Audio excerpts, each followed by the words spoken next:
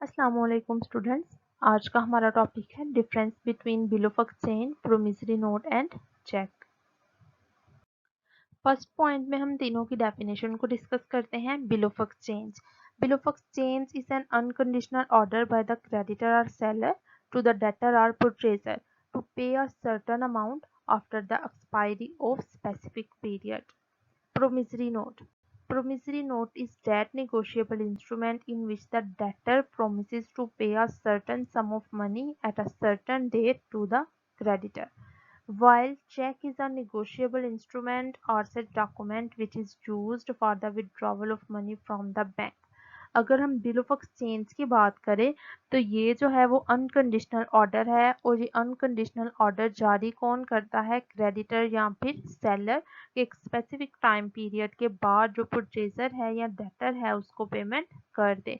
और promissory note जो है वो ऐसा इंस्ट्रूमेंट है जिसमें डेटर खुद प्रॉमिस करता है कि वो सर्टन सम ऑफ मनी जो है वो क्रेडिटर को पे करेगा।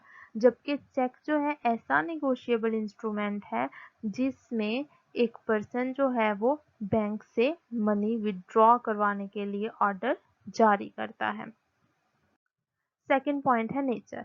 अगर बिल ऑफ एक्सचेंज की नेचर को देखा जाए तो वो अनकंडीशनल ऑर्डर होता है पेमेंट के लिए, क्योंकि इसमें जो क्रेडिटर है वो डेटर को ऑर्डर कर रहा होता है कि स्पेसिफिक सम ऑफ मनी जो एक स्पेसिफिक टाइम पीरियड पर उसको दे दे। प्रोमिसरी नोट की अगर नेचर देखी जाए तो ये अनकंडीशनल प्रॉमिस है पेमेंट के लिए, क्योंकि इसमें डेटर खुद प्रॉमिस कर रहा होता है क्रेडिटर से कि वो certain sum of money specific date पर इसको दे देगा। अगर चेक की नेचर को देखा जाए तो चेक जो है वो भी अनकंडीशनल ऑर्डर है पेमेंट के लिए, क्योंकि इसमें वो पर्सन जिसका बैंक में अकाउंट है वो बैंक को ऑर्डर जारी कर रहा होता है कि स्पेसिफिक सम ऑफ मनी जितनी चेक पर मनी लिखी हुई है उतनी मनी इसको दे दी जाए। थर्ड पॉइंट है पार्टीज। बिल ऑफ एक्सचेंज की तीन पार्टीज होती हैं, ड्रॉयर, ड्राई एंड पे। प्रोमिसरी नोट की सिर्फ और सिर्फ दो पार्टीज होती हैं, ड्रॉयर एंड पे। और अगर हम लोग चेक की बात करें तो इसकी भी तीन पार्टीज होती हैं, ड्रॉयर, ड्राई एंड पे।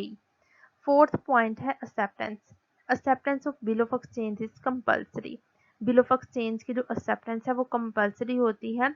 अगर जो है वो आप लोगों का डेटर बिल ऑफ एक्सचेंज को एक्सेप्ट नहीं करता तो इसकी कोई भी वैल्यू नहीं है। लिहाजा जो क्रेडिटर है वो डेटर से बिल ऑफ एक्सचेंज को एक्सेप्ट लाजमी करवाएगा। प्रोमिसरी नोट की एक्सेप्टेंस जो है वो रिक्वायर्ड नहीं होती, क्योंकि इसमें आप लोगों का डेटर जो है वो खुद मनी देने का प्रॉमिस कर रहा होता है, और चेक को भी एक्सेप्ट करवाना कोई ज़रूरी नहीं है। पांचवा पॉइंट है पेमेंट। अब बिल ऑफ एक्सचेंज की जो है पेमेंट दो तरीके से हो सकती है, या तो अगर जो है वो डिमांड बिल ऑफ एक्सचेंज है तो जब भी वो डिमांड किया जाएगा आप लोगों को उसी वक्त उसकी पेमेंट करना पड़ेगी। और दूसरा है फिक्स्ड फ्यूचर डेट, यानी कि एक डेट जो है वो बिल ऑफ एक्सचेंज के ऊपर मेंशन होगी और जैसे ही वो ड्यू डेट अकर होगी आप लोगों को उसकी पेमेंट करना पड़ेगी। प्रोमिसरी नोट की जो है वो अकॉर्डिंग टू प्रॉमिस आप लोग पेमेंट करते हैं, और जो चेक है वो जब भी डिमांड किया जाता है तब भी आप लोगों को पेमेंट करनी पड़ती है। लेकिन शर्त ये है जो अकाउंट होल्डर है उसके अकाउंट में उतने पैसे मौजूद होने चाहिए। अगर उसके अकाउंट में उतने पैसे मौजूद हैं जितने उस चेक पर मेंशन है तो फिर बैंकर लायबल है कि उसको पेमेंट की जाए। छठा पॉइंट है क्रॉसिंग। बिल ऑफ एक्सचेंज की क्रॉसिंग नहीं होती, प्रोमिसरी नोट की भी क्रॉसिंग नहीं होती, लेकिन चेक जो है वो उसकी क्रॉसिंग पॉसिबल है। सातवां पॉइंट है रेवेन्यू स्टैम्प। अब ये जो बिल ऑफ एक्सचेंज है उसके ऊपर जितनी अमाउंट मेंशन होती है उस अमाउंट के अकॉर्डिंगली रेवेन्यू स्टैम्प जो है वो उसके ऊपर लगाई जाती हैं। इसी तरह जो प्रोमिसरी नोट है इसके ऊपर भी अकॉर्डिंग टू अमाउंट जो है पर रेवेन्यू स्टैम्प्स लगाई जाती हैं, लेकिन जो चेक है इस पर रेवेन्यू स्टैम्प्स जो है वो नहीं लगाई जाती। आठवां पॉइंट है नोटिस ऑफ डिसऑनर। अगर तो बिल ऑफ एक्सचेंज जो है वो डिसऑनर हो गया है तो जितनी भी पार्टीज इन्वॉल्व है सारी की सारी पार्टीज को जो है वो डिसऑनर होने की इंफॉर्मेशन प्रोवाइड की जाएगी। लेकिन अगर जो है वो हम प्रोमिसरी नोट की बात करें तो प्रोमिसरी नोट में डिसऑनर होने की इंफॉर्मेशन प्रोवाइड नहीं की जाती, क्योंकि इसमें बेसिकली दो ही पार्टीज हैं, debtors and creditor. Third point है जी आप लोगों का चेक का, तो अगर हम चेक की बात करें तो चेक के डिसऑनर होने का भी नोटिस देना ज़रूरी नहीं है। 9वां पॉइंट है ग्रे स्टेज। 3 ग्रे स्टेज दिए जाते हैं डेटर को पेमेंट करने के लिए बिल ऑफ एक्सचेंज के केस में, लेकिन प्रोमिसरी नोट के केस में किसी किस्म का कोई भी ग्रे स्टेज जो है वो नहीं दिया जाता। और इसी तरह जो चेक है इसकी पेमेंट के लिए भी बैंकर को ग्रे स्टेज नहीं दिए जाते। 10वां पॉइंट है liability of payment.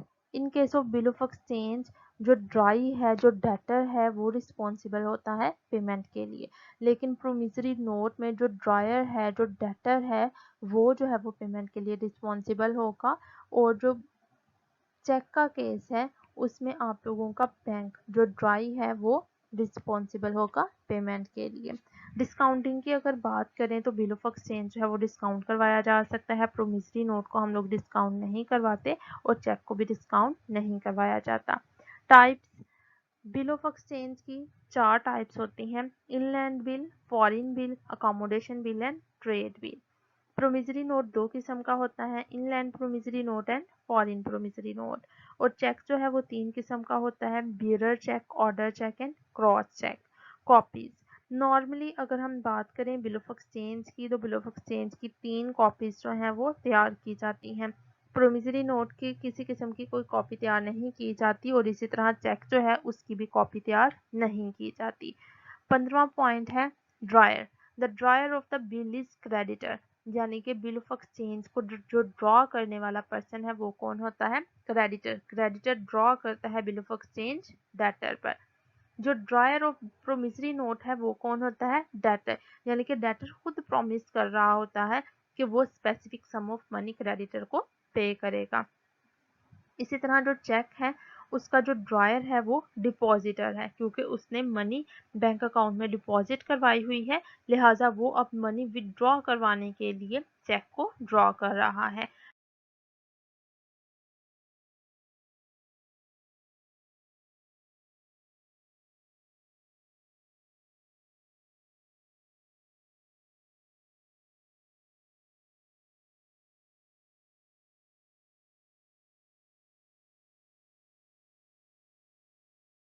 Paper point of view से अगर देखा जाए तो बेटा अगर आप लोगों को प्रोमिसरी नोट या फिर चेक का डिफरेंस आता है, या फिर बिल ऑफ एक्सचेंज या प्रोमिसरी नोट का डिफरेंस आता है, या फिर बिल ऑफ एक्सचेंज और चेक का डिफरेंस आता है, या फिर इन तीनों का डिफरेंस आता है, तो ये 3 से 4 किस्म का जो क्वेश्चन है अगर आप लोगों को आ जाए तो आप लोगों का आंसर यही होगा। अगर किसी 2 का डिफरेंस आता है तो आप लोग थर्ड वाले को स्किप कर दें दरमियान से और उन दोनों का डिफरेंस लिख दें। और अगर इन तीनों का डिफरेंस आ रहा है तो आप लोग इन तीनों का डिफरेंस जो है वो लिखेंगे।